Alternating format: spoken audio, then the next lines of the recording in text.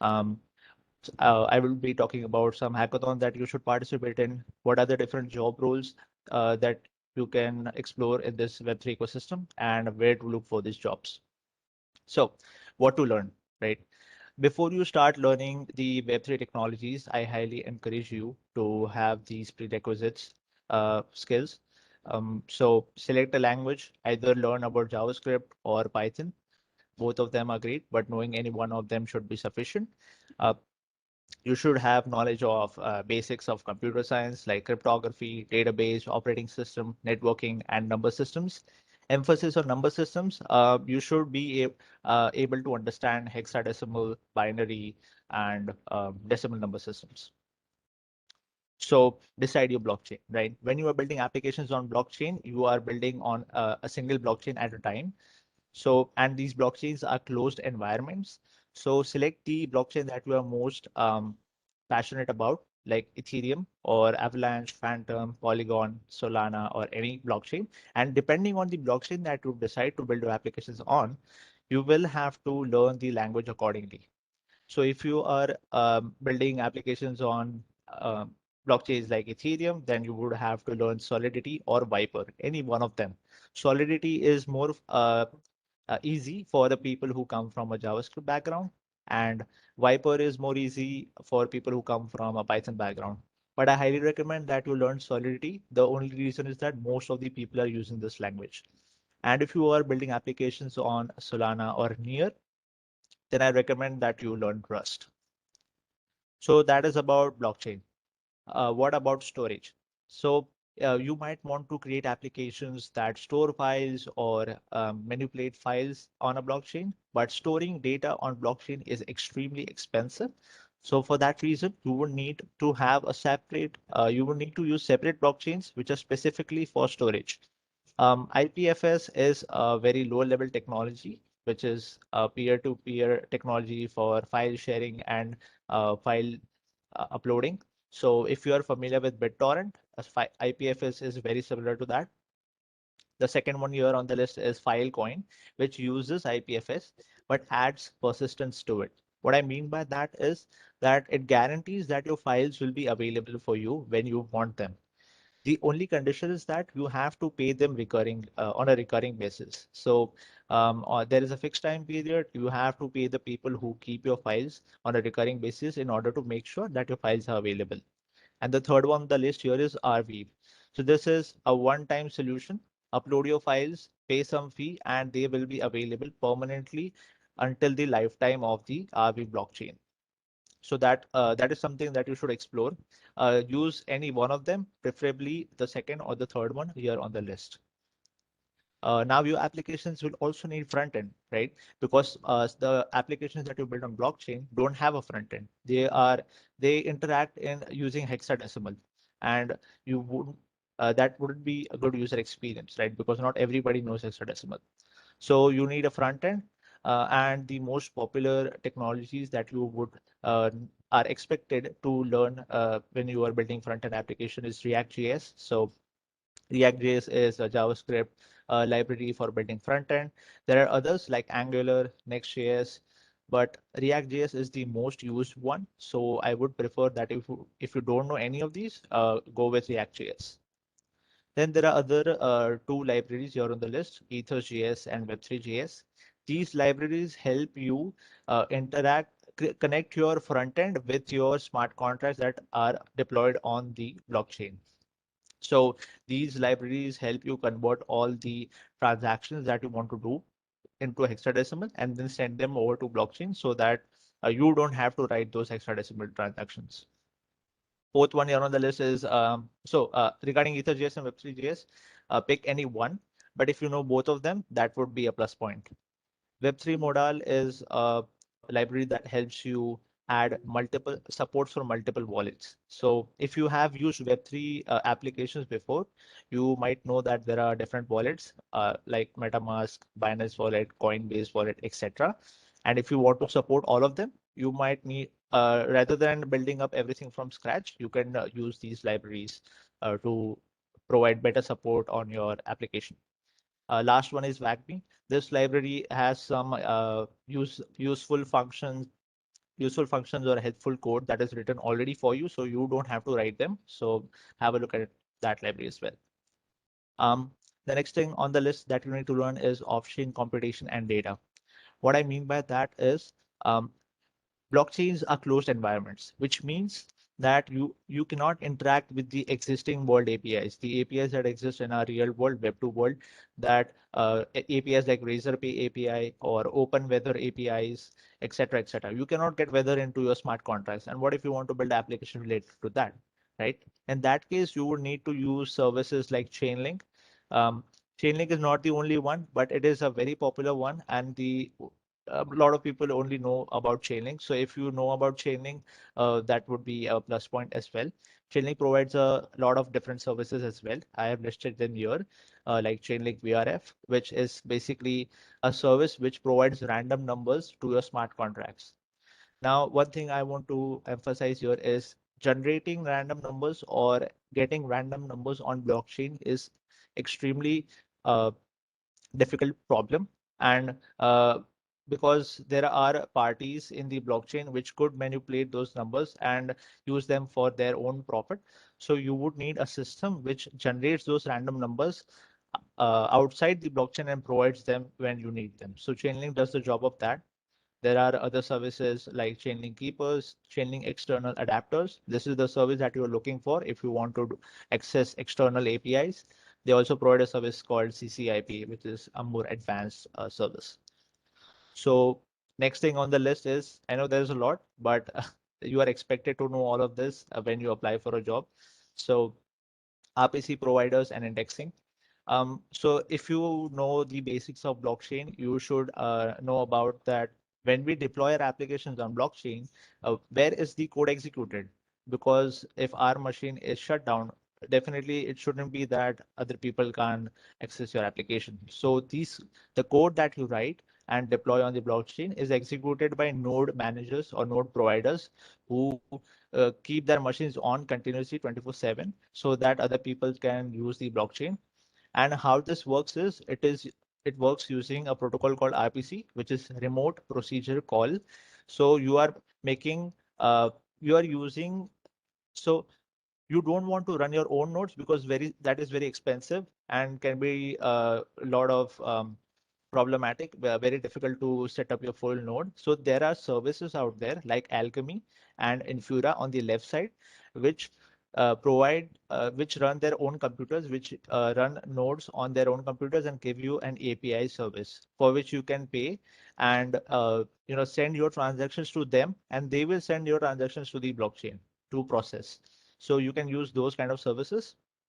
On the right, you have services which are for indexing. So indexing basically means if you have done a database, then you would understand that if you want to make search on your database faster, you would have to do indexing. And this is exactly what the services do. Blockchain is producing a lot of data on a second basis. So you need some searching mechanism to search for transactions like for a specific application, how many people are using the specific application, you want to know about such things, then you would need some search engine or some place where you can search for these things. And these are the services like Dune Analytics and Graph, which provide you these services so you can explore them. Lastly, these are the developer tools. So uh, these are the tools that can help you test your contracts, deploy your contracts to the blockchain, etc. So the first one on the list from the left side is called Remix IDE, which is like a VS Code. So if you have done coding, you might have used VS Code or Atom or maybe even Notepad to write your code. So this is Remix IDE is like an online developer environment where you can directly start coding. You don't have to think about doing the environment setup, all of that. You can directly start writing Solidity code and deploy your contracts right from there, which is super helpful if you are just starting out. This is not for professionals, but for the people who are just getting started. So I highly recommend use Remix IDE when you are starting out. The second one on the list is Hard Hat, which is a framework for testing your contracts and deploying your contracts to the blockchain. So why do you need to test your contracts? It's pretty obvious that a lot of applications need testing so that they don't break. in a Web2 world, we have this privilege of updating our code when we come across a bug. When our users complain about a problem in our applications, we can just update our code and they're good to go. But this is not the same case when you are dealing with Web3 applications. Whatever code that you write and deploy to the blockchain is permanent. Okay. So you have to make sure that you are doing rigorous testing, that there are no flaws in your code. Even security issues, you will have to take care of them. So these are the libraries that can help you with that. The third and the fourth one is Truffle and Ganache. Ganache is like a local blockchain. So if you want to, again, we want to do testing, then we want to use our local blockchain so that we can test our applications for free and fast, because doing transactions on blockchain costs you money. So you obviously don't want to test them on a live blockchain because it's going to cost you a lot of money. So you can use a local blockchain and you would be able to do that testing for free. So these are the tools for that. So yeah, that was a lot of things, but I guarantee you, if you dedicate yourself, you will be able to pick these things up in 2 or 3 months. And next thing that we're going to talk about is where to learn these from, right? Where is the information to learn these things? So these are the most popular sources. Ethereum.org. This is the website by the Ethereum Foundation. It has pretty much all the information that you need in order to learn about Ethereum. Then we have Solidity Docs, which is the documentation of the language. Every feature, every nitty-gritty information that you need is available there in the documentation. So if you can go through this documentation, uh, that's a big plus point. CryptoZombies.io is like a website where you create a game by learning while learning Solidity. So it's a pretty good website if you want to, not bore yourselves by reading, and if you want to, learn while building, you can use this website. Use web3.xyz is a website. It's like a Wikipedia. It has a lot of articles and tutorials all in one place. So if you want access to those, you can use this website. Smart Contract Programmer YouTube channel is a very good YouTube channel. If you are a person who is a visual learner and learn from videos, you can definitely go for this. Then there are two uh, um, uh, next ones on the list that are more based on community-based learning. So Learn Web3 and Build Space are the you can call them companies or you can call them groups where a lot of people are collaborating, learning Solidity and Web3 in a collaborative manner. They are helping each other, learning new things and sharing them with each other. That's how they are learning. So this also can be a very good place to start. They have Discord groups. Learn Web3 has a Discord group. Build Space has a Discord group. You can check them out. Meta School is also a website like Udemy. They push out courses that you can follow. All of these websites have their own Discord group, so check them out. And I'm sure that if you have any questions, you can raise those questions in those groups, and somebody will definitely help you out there. So select a sector. When you know all of these skills, okay, a good thing to do at this point would be to select a sector. Select one of the two or even both is fine. But the difference here is that on the left, we have decentralized finance, which basically is applications that deal with finance like loans, leverages, futures, options. So if you have a little bit knowledge about share market, you might have heard about these terms.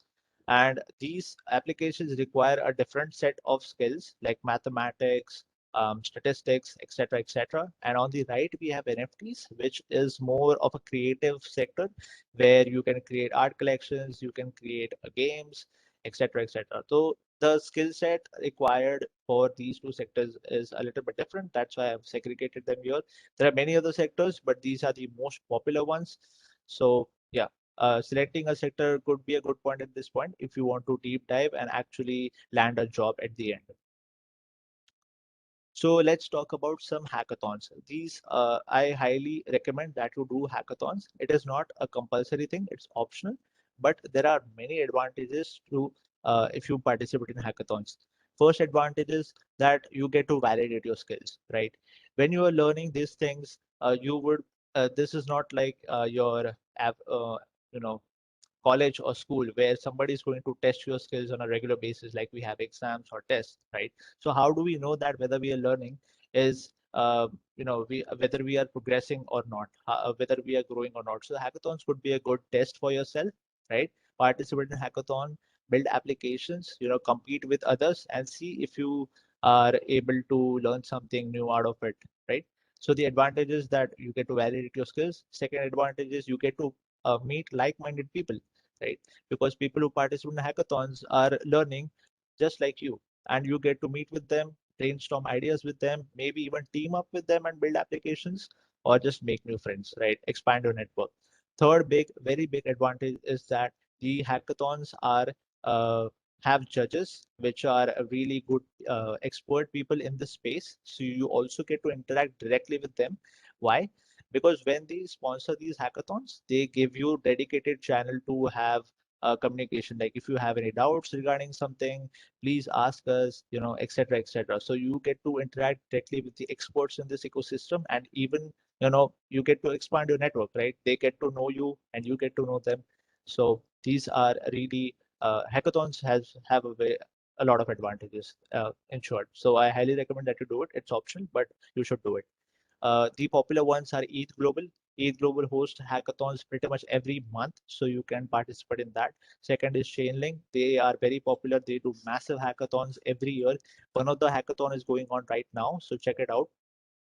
Gitcoin is not a hackathon website, but they also do hackathons, but their main motivation of this website is bounties. So one thing that you should note is Web3 is open source. All the application and code that is written, 90% of the applications are open source. Code is out there for you to read and learn from them. So you should do that.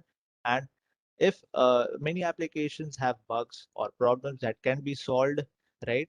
And these applications come to Gitcoin and specify those problems and attach a bounty to it. So if you go to Gitcoin, you will see a list of issues that the companies have recognized in their applications, and they have a bounty attached to it. Like if you help us solve this problem, we will pay you. So this is a very good place if you want to earn some money while you are learning and building cool stuff. So definitely go check out Gitcoin. There is other websites like DevPost and DevFolio. DevFolio is more Indian oriented, so definitely participate there too. You will find a lot of Indians there. So yeah, next up is job roles. So what are the job roles that you will come across in this Web3 ecosystem? So first one, the most popular one is Solidity Developer. The skills required are Solidity, learn Solidity, better to understand the nitty-gritty parts of it, the security aspects, how to make your applications more efficient, etc., etc. DeFi is optional, and it depends on the company that you are applying for. So DeFi, if you are applying for a DeFi type of company, then you would need skills like mathematics, understanding of financial terms like interest, options, hedging, futures, etc. Knowledge of Ethereum standards is very crucial. Ethereum has a website called EIP. There you can check out the standards, the good code practices that one should follow when they are developing applications on Ethereum. So do check them out. Having knowledge of these is extremely crucial. You would be asked direct questions in interview if you are applying for a job in the space. And knowledge of Open Zeppelin contracts.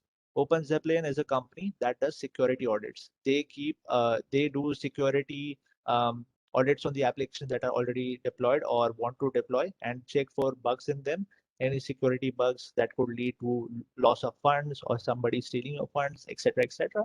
And these people also have a team which write code that is reusable. So they write code for mathematical functions which are safe, so that if you want to use something in your application and you think that OpenZeppelin has written code for it already, I highly recommend that you take code directly from them, because they have done their security audit on that code, and you can trust their code in your application. It would work as you expect. Knowledge of EVM is also important. EVM basically is Ethereum virtual machine. So if you have experience with Java, you might have heard about JVM. EVM is pretty much the same for executing Solidity or um, executing code that is related to the Ethereum blockchain. So having basic knowledge of Ethereum is good. I wouldn't expect somebody to know a lot about it, but that is good if you have it. Front-end libraries, we have already discussed that.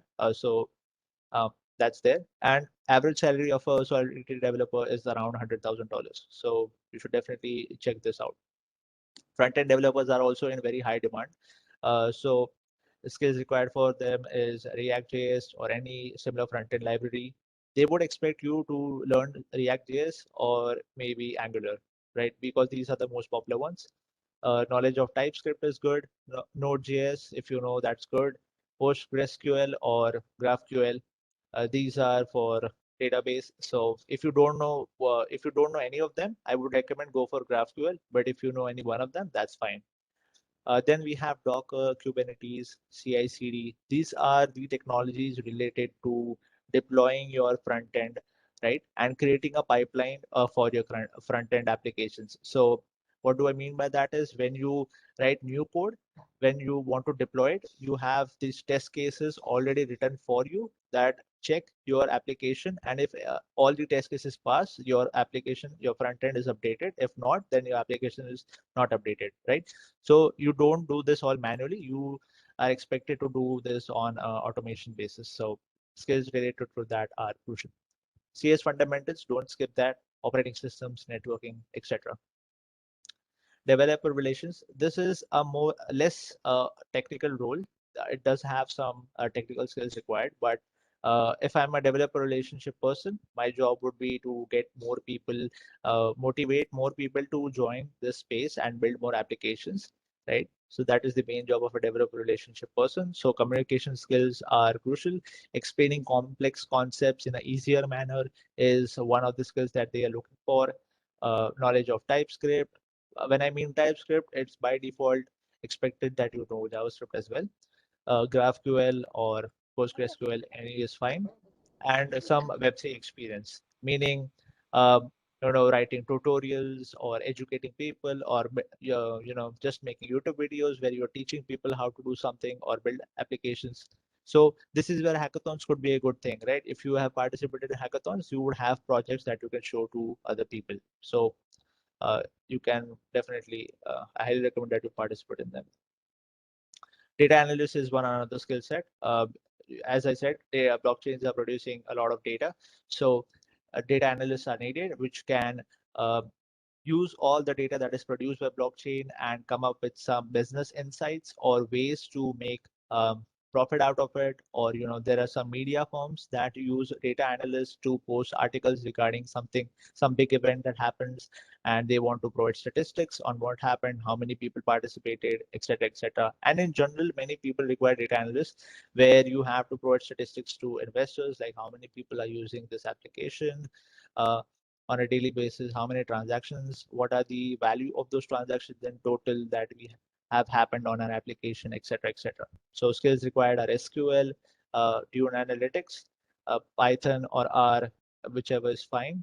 Nansen is like an application that provides a lot of information out of the box, and using how to use that is also a skill. So that is expected. Deep knowledge of blockchain. Why this is required? Because you need to know how transactions are structured, how blocks are structured, and how they work, right? Because you cannot write SQL queries like you do in your uh, normal database, like select star from a database table, etc., etc. This is not how it works on the blockchain, because as I said, everything is in hexadecimal. So you need to know how the transaction structure would look like for what you are searching for. So deep knowledge of blockchain is expected. Knowledge related to statistics is also expected. Average, mean, graphs, etc., etc. Average salary is around 120K in this space. Uh, Game developers are also in very high demand. You might have come across the term metaverse, and many people require game developers or Unity developers, which can build graphics, 3D graphics. So yeah, they are in very high demand. C Sharp is one of the skills that is required. Unity, Solidity, or Rust is also expected, because you are going to connect those game elements or models that you create with the blockchain. So Solidity and Rust is also expected here. Game design, some physics, and all of that is also expected. Average salary is around 120K a year. The last one, and this is a more unconventional one, which is MEV, which stands for minor extractable value or maximal extractable value. So the job of this person is to monitor the blockchain and come up with ways to profit from it, right? So just to give you an example, if you're monitoring the blockchain, there is a time between a transaction initiates and the transaction gets finalized. So if you're monitoring the blockchain and let's say a transaction comes in for a lot of for buying a lot of tokens or shares of a particular there is a transaction coming in for buying a lot of bitcoins. So if you know the basics of stock market or financial applications, that when there is a big transaction, the price is going to go up, right? So what you do is these MBB searchers, what they do is they put their transaction before that transaction so that you buy Bitcoin before them and then they buy and you will make profit out of it, right? And then after the transaction is done, you sell them. So you get a small profit in a very short period of time, right? This is just one of the examples. There are many other ways to extract value, and that is the main job of these people, and they are very expert in this space. You need to have at least 3 to 5 years of experience in this space before you can apply for this job. So definitely skills required here is very high knowledge of EVM. You need to know deep down everything, right? So that you can optimize for extracting value as much as possible, because you're also competing with other people who are doing the same job. Languages like Solidity, Python, or Golang is expected. Experience with large-scale distributed system. Flashbots is like a group of private miners where you can send your transactions without other people knowing about it. So that is also a skill that you should know about. Networking, again, we have to optimize here for uh, performance. So network is something expected. Algorithms is pretty obvious, because optimization is crucial here. So that is expected too. Salaries can go up to $1 million for this job posting. So yeah, definitely check this out. So these are the various roles. Now, where can you look for this job postings? So these are the websites. Twitter is the most popular one. Why? Because there are many people who post about jobs on Twitter. So if you want to, uh, be active in this space, you want to keep yourself updated, I highly recommend that you use Twitter and Discord. Don't use LinkedIn or Instagram for this, because there nobody is there. All the people who are working in this space are in Twitter and Discord. They post regular updates. If they're looking for anybody, they would just randomly make a Twitter post, and if you find it, you can land a job. Careers pages. So if you are interested in some specific protocols or companies, you keep a check on their careers page. Many opportunities pop up there and you can grab them. Crypto jobs list.com or cryptocurrencyjobs.co. These are some websites where you can expect regular job postings being updated, and if you feel that there is something that you can do, just apply. Discord is also a place where you would want to show off your skills, let other people know that you are building something, so that you know they know that you are working in the space, and if they want someone that is doing the same thing, they will approach you. And as I mentioned in one of the previous slides, the different groups and the websites for learning the skills, they all have Discord groups. So go there, learn them, learn from there, and also discuss problems and solve problems for others, so that people there in the group know about you, that someone like you exists, and people can approach you for hiring. And lastly, your network, right? Expand your network, engage with more people, get in random calls with a lot of people. If you find someone who is doing interesting things, just message them up and tell them, can you explain it to me, how you're doing, etc., etc., and just form uh, more and more new friends, because they will help you get a job, trust me. So this is a formula that has worked for me. Don't take it in literal sense, and it does not mean that it will work for you as well. You need skills. You need a lot of dedication, because there are not a lot of sources for this information. Learning all of these things. So you will need a lot of dedication, a lot of digging into the code. And lastly, if you want exponential success, focus on networking. Engage with as many people as you can, and I'm sure you will succeed in this space. So yeah, definitely, I think it's time for questions. So if you have any, please let me know.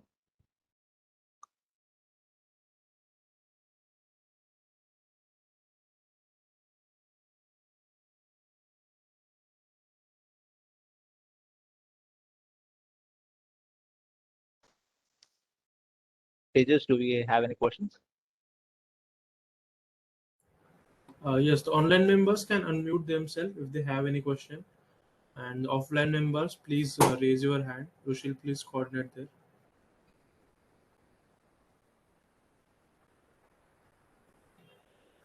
Excuse me, sir. Yeah, sure. Please go ahead. What is API? API is, let's say you have built application like Razorpay, right? And this is a payments application. So now you want other people to use your services. Rather than showing your code to them, what you will do is you will use APIs um, um, like endpoints. You will expose some code to them enough that they can use your applications, and you can use those APIs to integrate Razorpay or Paytm in your applications. Right? Whenever you go for, let's say, Amazon shopping, you might have come across that at the end you can see that you can pay by Paytm, Google Pay, etc. How can they do it? They do it using APIs. So yeah, Okay, so thank you. sure.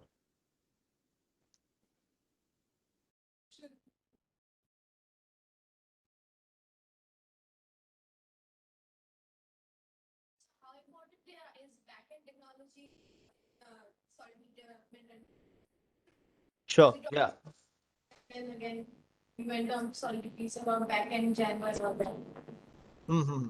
Backend technologies are also important.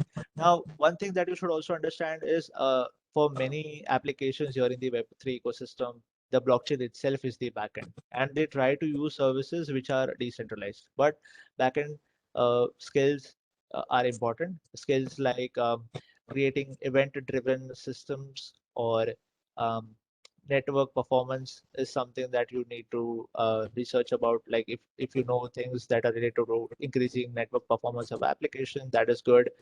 Um, Not particularly databases, but the languages that you use to interact with databases is also important. So these are some of the skills. There are many other skills, but I would encourage you to like research on this. So yeah, definitely. But backend skills here have a less importance compared to front-end skills, but they are important.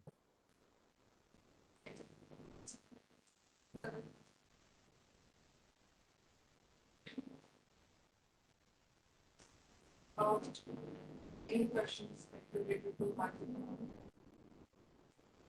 I'm sorry, your voice is breaking. Hello? Yeah, Harpal, we have one question in the chat. So Kedar is asking where to start with Web3. So I guess he want to know like some website or something like Yeah, that to start. Yeah. sure. So I've mentioned some websites in one of my previous slides, and I will share these slides with Tejas, and I hopefully that he will share with you guys. So you can look at those slides, and there are some information related to where you can get started, the websites where you can, learn about these technologies. So yeah, I will share the slides with you.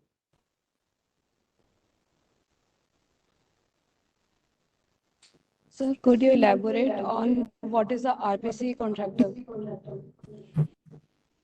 Sorry.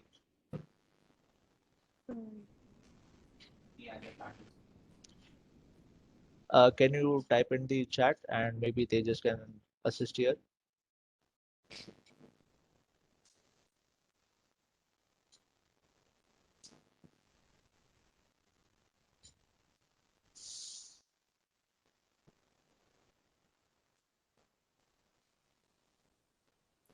Okay. Meanwhile, we'll take the question from the chat. So, Sure. agile technology is useful or not? Trupti is asking. Okay. So agile technology is more of like a development practice, life cycle practice. So agile is like a framework where you, code and you have sprints. So you define some goals and you decide a deadline like sprints of 2 weeks, 1 weeks, and then you achieve those goals in that period of time. So definitely agile is like a very, you could say, not technology, but like a framework of doing work. And it depends on the company that you're working. If they want you to know the skills, then it's helpful. I haven't come across any job description where you would require the skills, but having as many skills as possible is definitely a plus point. So yeah, you can have knowledge of that.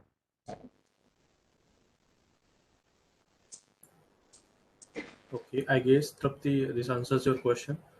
So our next question is from Honrao Sairaj. Is there any scope for Power BI as part of data analyst? Um, Power BI, I don't have much knowledge about Power BI, and I actually haven't come across any folks who are learning Power BI when they want to do applications in Web3. So maybe not Power BI, but definitely check out Dune Analytics. I think they both are very similar. So check out Dune Analytics. Power BI, I think is something might not be that useful when you're working in Web3.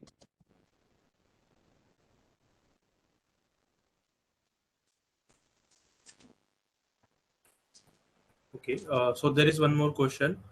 What is the scenario about Web3 in India currently?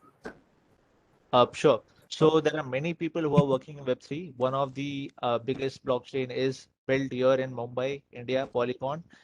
Folks who build them are from Mumbai, India. So definitely the scene in India is superb. A lot of people are working. If you stay in Bangalore, you might have come across many billboards where a lot of meetups are being conducted, even in Mumbai and in Delhi.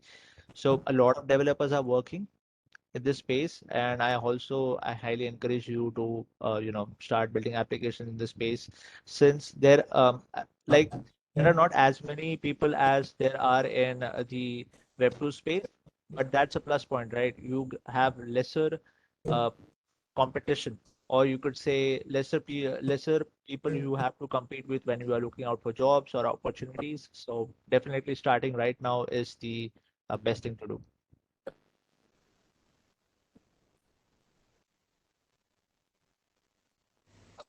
Harpal, we have a question in the chat where Shreya is asking, what is a RPC provider? RPC provider, sure. So RPC providers are the companies who run a full node. What they do is they keep their machines on so that the applications which are built on the blockchain can be executed, right? They are available for use. For example, let's say there is an application called X that is deployed to blockchain. These node runners are the people who uh, execute the code for the people so that they can use those applications. And this services, running a full node by yourselves can be a very tedious task. You need a lot of hardware, you need a lot of knowledge on how to do it. And thus, if you don't want to go through that hassle, you would use these companies' APIs so that you can send your transactions to them, right? And your code to them so that they can do the computation that is done on the blockchain for you, right? So that you don't have to do it. So that's the job of RPC providers.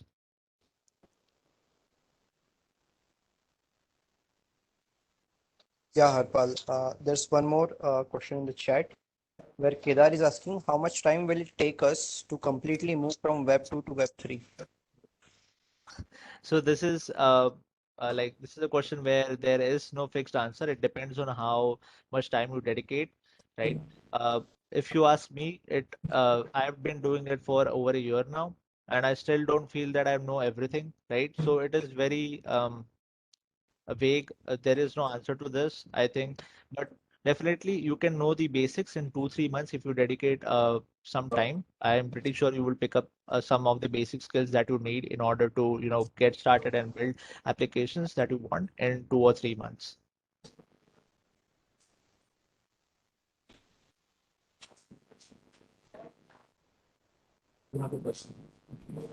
Sir, I have a question. Sir, what is the advantages of game development on the Web3 platform rather than the non-one? There are no specific advantage, I would say, but one thing, if you have played a lot of games, let's say, for example, a game where you have game items, you know that these game items are only useful in that game itself, right? Just to give you an example, let's say you play Counter-Strike and you have, skins in that gun game, or apparel, etc., etc. You know that if you switch the game, you won't be able to use those items in another game, right? Now, what if I tell you that in Web3 that is possible? Because Web3, all of the applications are running on a single blockchain. So there is a advantage where you can create games where the game items are reusable in other games, right? Like if you have a sword in one game, it can become a gun in some other game, etc., etc. So definitely people would want such things, right? Rather than sticking to one game. What if that game shuts down tomorrow? All of the the time you have spent to acquire those items or the money that you have spent on those items would be waste, right? That's the advantage in Web3. So, sir, do we have to integrate this technology or we have to completely rework the back end of the game? Is it like a plug?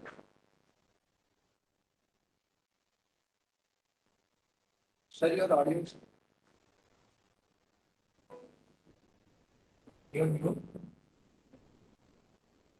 You're not audible. Sir, you're not audible.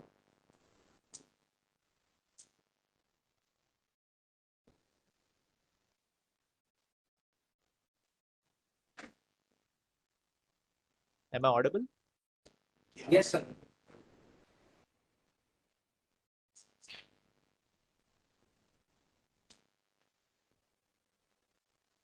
Sir, not audible.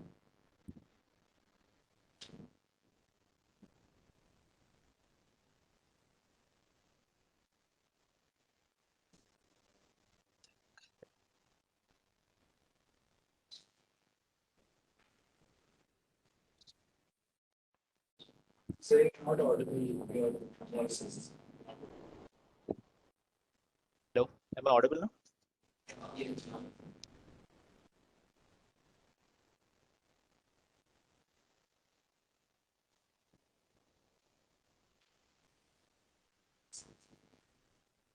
Are there any more questions, Tejas?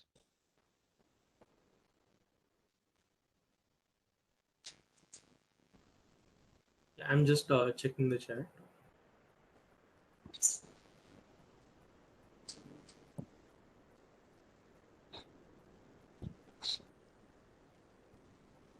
Mahesh has one question. As the Web3 is decentralized network, so there is no one specific surveillance. So how can we detect wrong activities on the network? Am I audible, Tejas? Yes, Harpal, you're audible. Yeah, okay. So can you please repeat the question? I actually was cut off from voice. Yeah, the question is, as Web3 is decentralized network and there is no one specific surveillance, so how can we detect the wrong activities on the network? Yep, that's a pretty good question. I think this is where data analysts come into place, right? They are always looking out for more and more data and suspicious activity. Uh, if I say that it is possible to get to everyone who does malicious activity on blockchain, then I would be lying. There are many people who do a lot of malicious activity on the blockchain, and it's very difficult to get them. But there are people who do operational security, which is extracting identity of a person based on their actions on the internet. So yeah, this is there are companies like Chain Analysis where which you can check out. These people are working here, and their job is pretty much the same thing that you just asked for, that they are looking out for people who do malicious activity on the blockchain. So yeah, that is also a very good space to explore.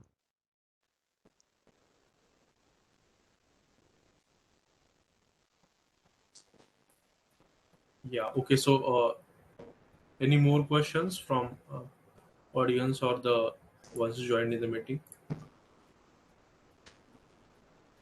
Okay, so due to a time constraint, we'll end this session here itself. So thank you so much, Harpal, for joining with us and sharing some very insightful details about the Web3 and the opportunities involved. So Sure. thank you very much. Can we have like a bachelor's degree?